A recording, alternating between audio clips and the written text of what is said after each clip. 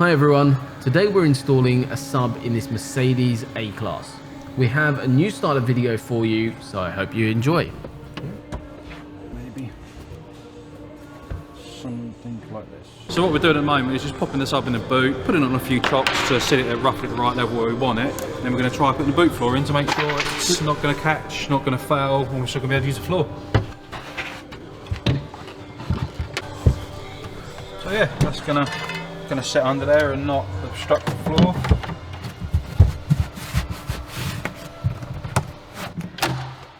So Carl is in charge of today's install, but I'm going to be explaining in detail on what he's up to.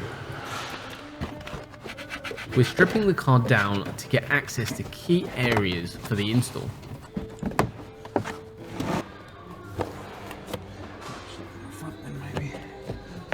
Some people may ask, is it actually good for a sub to be hidden?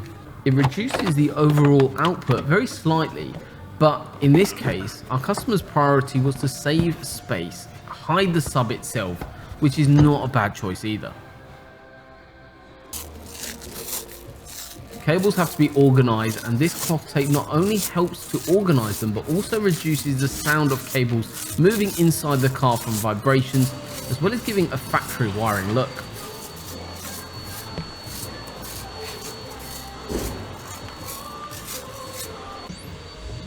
Carl is going to check the output range of the rear speakers. If it does have enough range, we'll be able to run cables from the rear speakers and take signals from them instead of running cables all the way from the radio.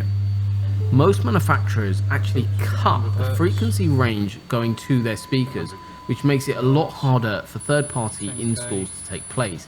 This is why we need to test every single time.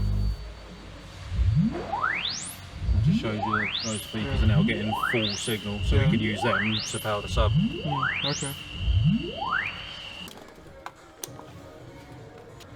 Question is that socket live? The tool Carl is using is something called a multimeter. This is used to analyze and assess voltages, and in this case what Carl is actually doing is finding an ignition source in the vehicle. What this means is picking up a feed from the vehicle's wiring loom that actually allows the system to then turn on and off with the ignition of the car. Ooh, and we're off.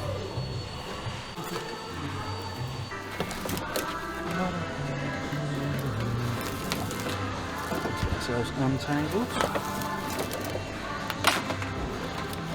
Hot. He's now preparing the cable which runs from the sub in the boot all the way to the fuse box in the front. This is actually used to power the sub itself. And that's basically it. All that's left to do is plug in the sub, screw everything in place, and then put the car back together.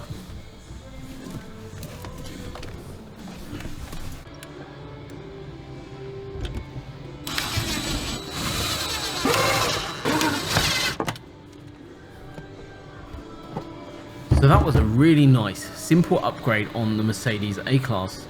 If you enjoyed today's video, you could let me know by smashing that like button and also subscribing to our YouTube channel if you haven't done so already. Thank you so much again for watching. We'll see you on the next one.